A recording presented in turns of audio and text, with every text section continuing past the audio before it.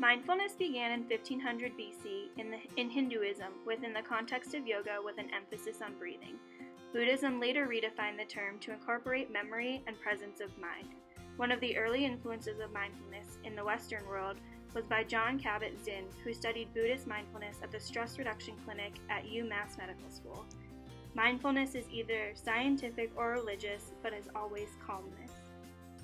Mindfulness is the practice of being attentive to your emotions and your body, and being non-judgmental to your thoughts as well as to others. It's about being present in the moment and focusing on your current state of being. Mindfulness can help you to relax your body, mind, and soul, and in doing so, relieve stress. The dance movement therapy mindfulness and a lot of other modalities in psychology are really using that, but I think dance inherently requires one to connect to the present moment and to one's body, but mindfulness is a key component of it for sure.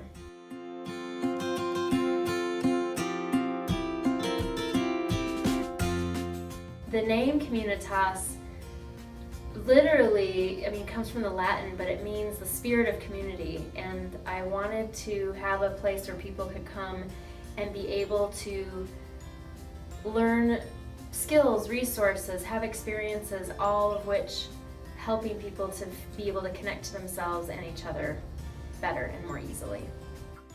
Communitas helped me to be more mindful and more aware of my body, my thoughts, my feelings, and the present moment. During the session, we were asked to focus on where we were feeling different emotions in our bodies and what we were thinking in each moment. At the end of the session, I felt more calm, relaxed, but at the same time energized. Dance movement therapy could help young children self-regulate better, meaning a lot of times children are told that they're hyperactive and that they need to sit still and focus more. And dance movement therapy can teach parents, teachers, the child tools and information to be able to calm their body when needed.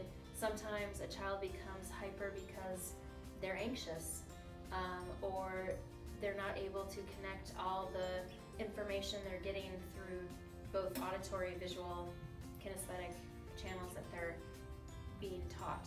So depending on whether it's a group or an individual session, that child or those children will have the opportunity to feel what it feels like to have more control over their body. Mindfulness and therapies that incorporate it are beneficial to people of all backgrounds, young and old, male and female, people suffering from depression, anxiety, eating disorders, or even just a stressful day at the office. Sometimes adolescents could be dealing with depression, anxiety, anger, and dance movement therapy again provides a safe outlet to be able to express those emotions. And depending on whether it's a group or an individual session, there's that ability to know you're not alone in a group, and then to really have your specific issues focused on individually.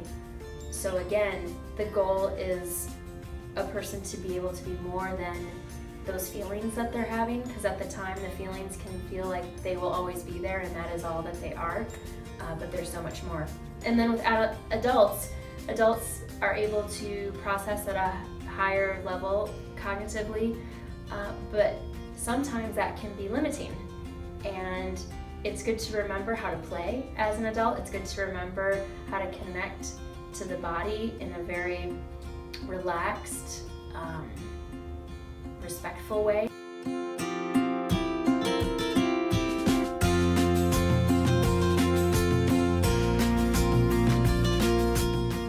The foundation of dance movement therapy could be said that it's breath, which I believe is the foundation of mindfulness also.